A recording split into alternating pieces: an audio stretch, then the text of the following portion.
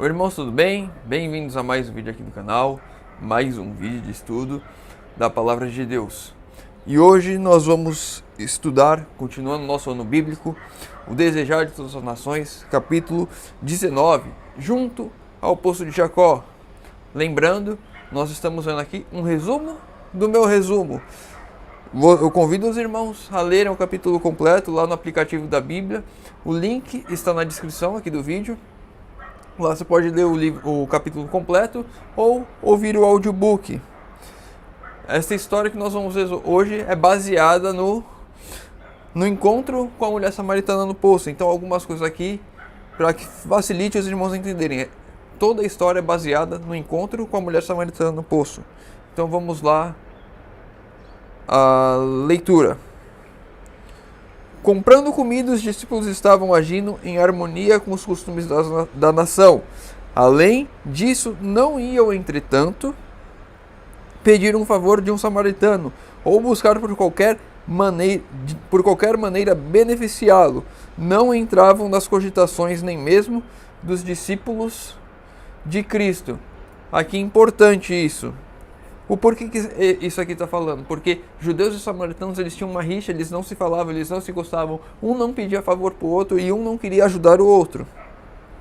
E mesmo os discípulos de Cristo, eles tinham esses costumes dos judeus enraizados dentro de si. Eles não queriam se aproximar de samaritanos, eles não queriam ter relações com samaritanos. Por isso, eles buscavam se afastar de qualquer forma. Mas numa eventual necessidade em que eles estavam indo comprar, ou seja, eles estavam negociando com o samaritano, isso era permitido.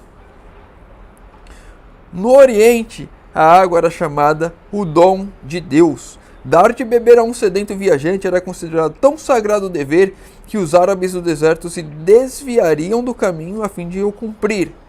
O ódio existente entre judeus e samaritanos impedia a mulher de oferecer um obséquio a Jesus, ou seja, a mulher foi até o poço, viu que Jesus estava ali, sedento, cansado, um viajante, ela tirou a água do poço, mas o ódio que existia entre as nações, os judeus e os samaritanos, impedia ela de oferecer água, mesmo sendo considerada como um dom de Deus dar de beber a um viajante. O Salvador, porém, buscava a chave para esse coração, e com o tato nascido no amor divino, pediu, não ofereceu um favor. O oferecimento de uma gentileza poderia ter sido rejeitado. A confiança, no entanto, desperta confiança. O reino do céu chegou a essa desprezada pessoa pedindo um serviço de suas mãos. Muitas vezes eu e vocês temos que saber o tato para lidar com diferentes pessoas. Cada pessoa tem uma forma de alcançarmos o coração dela para o Evangelho. E nesse caso aqui, Jesus pediu um favor. Um favor era a chave para abrir uma conversa, para abrir um diálogo e para alcançar o coração dela. Muitas vezes eu e você mesmo não precisamos, devemos pedir um favor. Muitas vezes eu e você devemos nos colocar à disposição de pessoas para que possamos levar o Evangelho a essa pessoa. Devemos ter tato, devemos ter conhecimento, devemos agir como Cristo agia em todas as situações para alcançar pessoas. Devemos conhecer as barreiras que nos afastam daquela pessoa e quebrar essas barreiras. Olhando atrás aos pais e ao futuro, a vinda do Messias, ao passo que a esperança desses antepassados, o próprio Messias estava ao seu lado e ela não reconhecia. Ou seja, agora a mulher samaritana estava olhando para o passado da nação dela e para o futuro, e ela entendia e ela sabia que estavam esperando o Messias, estava na frente de Jesus, mas não conhecia ele. Quantas pessoas sedentas se acham hoje junto à fonte viva e olham todavia à distância em busca das fontes da vida? Muitas vezes eu e você estamos ao lado de Cristo, mas estamos olhando ao nosso redor, ao longe, buscando a Cristo quando Ele está ao nosso lado e nós não enxergamos. Devemos ter essa sensibilidade também. E só conseguiremos discernir isso buscando na palavra, estudando a Bíblia, comunhão, oração. Só assim poderemos ter um encontro com Cristo, mesmo que Ele esteja ao nosso lado e nós achando que Ele está muito distante. Jesus não queria dar a ideia de que um único gole de água da vida bastasse ao que o recebe. Ou seja, Jesus não queria falar para ela, Jesus ofereceu para ela a água da vida. E ele não queria dar a ideia que ela ia tomar um gole da água da vida e acabar, matar a sede e nunca mais ia precisar. O que experimenta o amor de Cristo anelará continuamente mais, mas não busca nenhuma outra coisa. As riquezas, honras e prazeres do mundo não o atraem. O contínuo grito de sua alma é: mais de ti. Quanto mais buscamos a Cristo, quanto mais temos um relacionamento com Cristo, quanto mais conhecemos de Cristo, quanto mais entendemos ou chegamos próximo a entender um pouquinho mais, ou nunca iremos entender a plenitude do amor de Deus, mas um pouquinho que nós entendemos, nós queremos mais de ti, mais de Cristo. Quanto mais nos aproximamos de Cristo, mais queremos ter um relacionamento, mais queremos estar envolvidos com Cristo. Jesus mudou então abruptamente a conversa. Antes que esta pessoa pudesse receber o dom que ele ansiava conceder-lhe, seria preciso que fosse levado a reconhecer seu pecado e seu Salvador. 2 pontos importantes para nós também. Cristo está ao nosso lado, Cristo nos quer dar da água da vida, quer nos dar o seu amor, e nós queremos, quando mais estamos próximos a Cristo, mais nós queremos isso. Mas para que recebamos esse dom, precisamos ter 2 coisas aqui importantes em nossa vida: reconhecer o nosso pecado e reconhecer o nosso Salvador. Só assim poderemos ter mais de Cristo, poderemos estar mais próximo a Cristo. Reconhecer o nosso pecado, reconhecer o Salvador e entender que sem Ele nós não conseguiremos vencer o nosso pecado, não conseguiremos nos afastar do nosso pecado.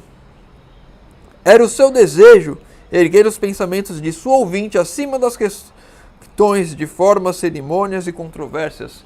A mulher samaritana perguntou onde que era o lugar certo de adorar, se era em Jerusalém ou se era em Gerezim, no templo dos judeus ou no templo dos samaritanos. E Jesus agora leva ela a um passo além. Não é aonde adorar, mas como adorar, a forma verdadeira de orar. Nós não devemos ter o pensamento na nossa igreja. Muitas pessoas nessa pandemia se afastaram da igreja porque não tinham lugar de culto, não podiam ir lá no templo fazer o seu culto. Quantas pessoas, principalmente os recém-batizados, não conseguiam manter a comunhão com Deus porque não estavam no templo. A nossa forma de adoração deve estar além da igreja, além do pastor. Não é a igreja, não é o pastor, é o meu relacionamento com Deus. É aquela lição que nós aprendemos com Nicodemos, é o nascer de novo. Quando eu nasço de novo, eu aprendo a adorar em espírito e em verdade. E não importa agora o local que eu esteja, estarei adorando ao Senhor. É importante a igreja? Claro que é importante. É importante congregar com os irmãos? Claro que é importante. Mas não é isso que me dá o verdadeiro culto a Deus. Não é o ir à igreja, não é bater o cartão ou o ponto, não é a minha rotina, não é as tradições. É o verdadeiro nascimento, o nascer da água e do Espírito. Isso me leva à verdadeira adoração. Não por procurar um monte santo ou um templo sagrado são os homens postos em comunhão com Deus. Religião não é limitar-se a formas e cerimônias exteriores. A religião que vem de Deus é a única que leva a Ele. Para o servirmos devidamente é necessário nascermos do Espírito, do Divino Espírito. Nascer do Espírito. O batismo no Espírito Santo é isso que me leva à verdadeira adoração, à verdadeira comunhão.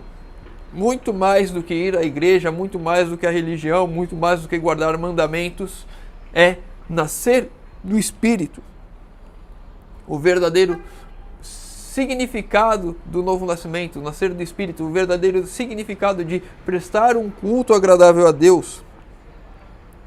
Comunicar-nos-á a voluntária obediência a todos os seus reclamos. Este é o verdadeiro culto. É fruto da operação do Espírito Santo. Quando eu me coloco aos pés de Cristo, buscando toda a reverência, adoração, obediência, isso não é uma obra que eu faço, é uma obra do Espírito Santo trabalhando em minha vida. E este é o verdadeiro culto. Enquanto a mulher falava com Jesus, foi impressionada por suas palavras. Nunca ouvira esses sentimentos expressos por parte dos sacerdotes do seu povo ou dos judeus, ao serem expostos à sua vida passada, tornaram-se consciosa sua grande necessidade. Esses ensinamentos de um novo nascimento, de fato, adoração em espírito e em verdade, uma comunhão com Deus contínua, diária, no meu lar, não importa onde eu for. Isso, normalmente, não é ensinado nas igrejas e mesmo na nossa. Muitas vezes isso é negligenciado. Muitas vezes é mais importante você estar indo na igreja, você devolvendo o dízimo, você fazendo isso, você fazendo aquilo. E muitas vezes a verdadeira religião, o novo nascimento, é ignorado. Quantos sermões de autoajuda não estão sendo pregados em nossos púlpitos? Quantos sermões lembrando o quão importante é você devolver o seu dízimo, a sua oferta? Quantos sermões lembrando o quão importante é a sua roupa? Que nem são tantos assim, porque as pessoas não gostam muito de falar disso. Mas os sermões são muito mais focados em obras, em formas, em conteúdos.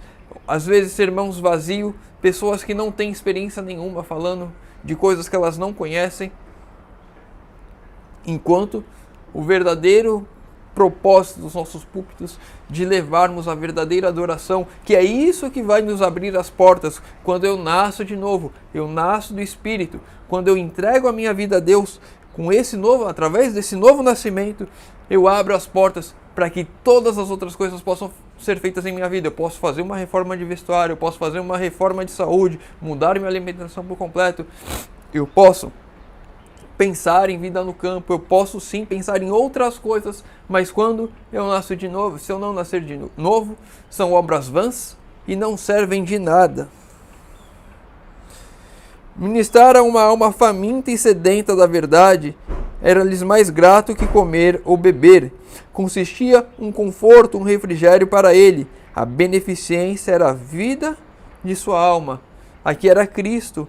Quando os discípulos foram sair para comprar comida, para comprar o que beber, era justamente porque Jesus e eles estavam com muita fome, estavam com muita sede, tinham vindo de uma viagem longa, desgastante, e agora chega até ele com comida e ele fala que ele dá um tempo, fala que não, porque o que consistia o verdadeiro conforto dele, o descanso dele, o refrigério para ele, era levar a mensagem a outras pessoas.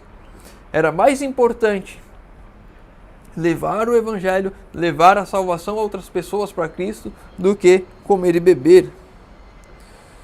O Salvador continua ainda a fazer a mesma obra que realizou quando ofereceu a água da vida à mulher de Samaria. Os que se acham seus seguidores podem desprezar e evitar os excluídos da sociedade. E quantas vezes isso não acontece? Quantas vezes não vai uma pessoa muito menos favorecida do que nós na igreja, às vezes um morador de rua, às vezes ele está sim fedido, está em condições precárias, e muitas vezes entra e sai e ninguém nem fala um bom dia. Às vezes a recepção, quando tem na igreja, fala. Eu já fui em igrejas, mesmo sendo adventista, entrei e saí e ninguém falou. Principalmente quanto maior a igreja, mais isso acontece. Já fui na igreja central de várias cidades e às vezes só tive só um feliz sábado do secretário da igreja e nada mais. Inclusive já fui num culto JA, em uma igreja central, quando estava de viagem. Participei do culto JA. Teve um comes e bebes no final do culto JA e ninguém falou comigo, além da secretária da igreja.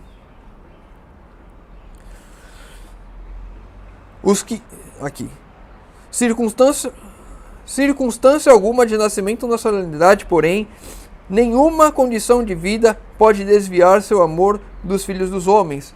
Nenhuma condição, nada, pode desviar o amor de Deus das pessoas, de ninguém, não importa a condição. E eu e você não devemos excluir pessoas, não importa a condição. Devemos ser pessoas sempre com o coração aberto e dispostas a falar, aproveitando sempre a oportunidade, ainda mais quando uma pessoa vai à igreja, a pessoa está se predispondo a ouvir alguma coisa, está com o coração aberto a isso. E se nós rejeitamos, é um dos piores lugares para se rejeitar e deixar de falar com alguém. O obreiro de Cristo não deve julgar que não pode falar a poucos ouvintes com o mesmo fervor com que faz a um maior auditório. E aqui está um ponto que, ao ler isso, eu me vi nessa situação em algumas vezes. Já fui líder JA, diretor do Ministério JA, e muitas vezes você prepara o JA e vai uma ou duas pessoas, e aí você desanima e não fala com a mesma motivação.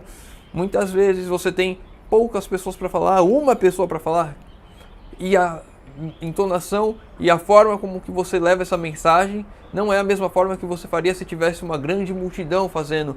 E nós temos que aprender com Cristo, como obreiros de Cristo, que não devemos diferenciar se é uma, se é duas, se é 10, se é 1 milhão.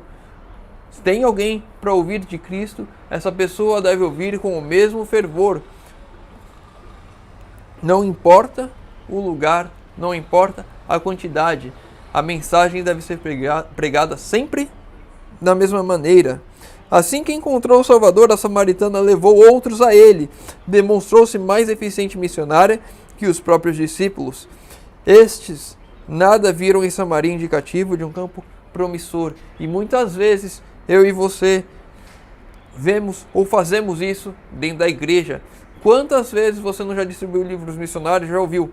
Aqui nessa rua nós já distribuímos, não teve nada, não vamos distribuir de novo.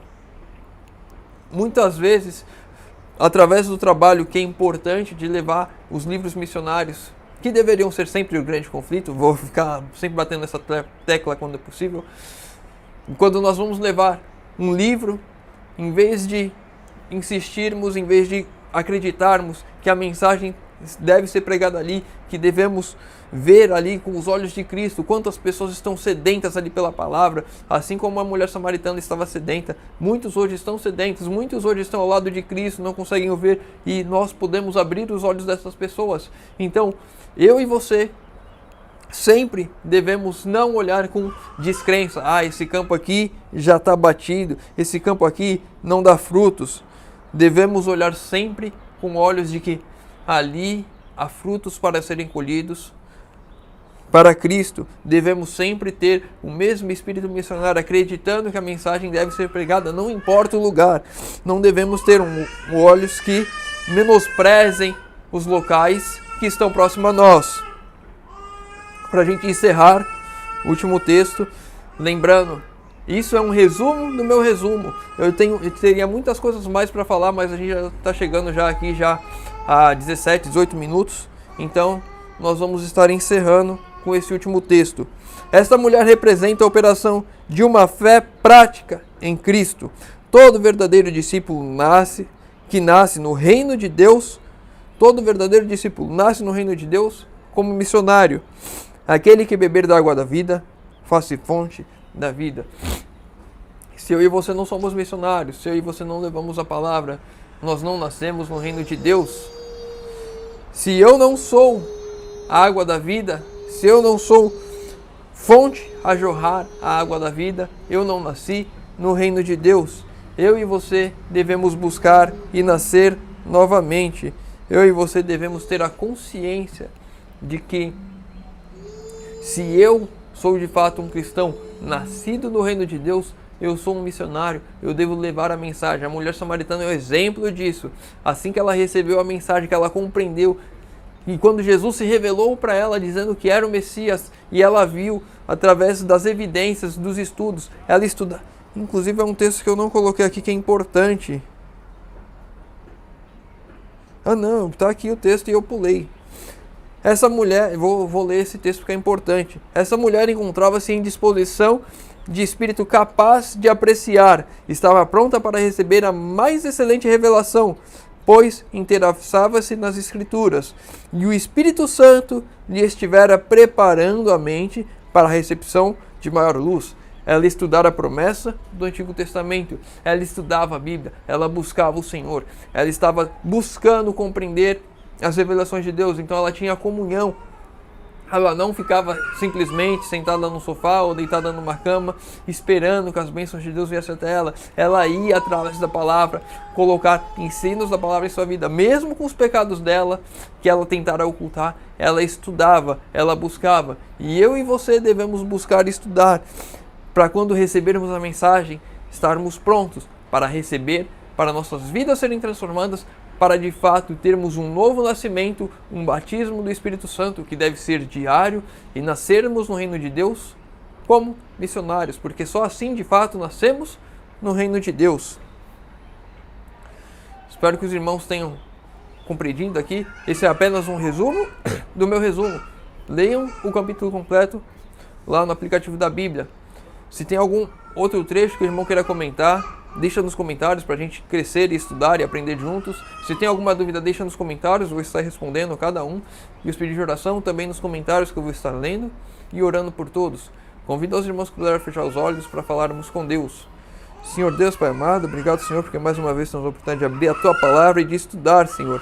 Pai querido, te pedimos que o Senhor, por favor, nos ajude e que possamos colocar essas palavras em práticas em nossa vida, Senhor amado.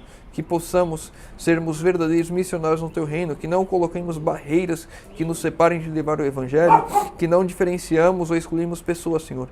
Que possamos olhar a todos com os olhos de Cristo. Pedimos isso em nome de Jesus. Amém. Meu irmão, fica com Deus e que Deus te abençoe.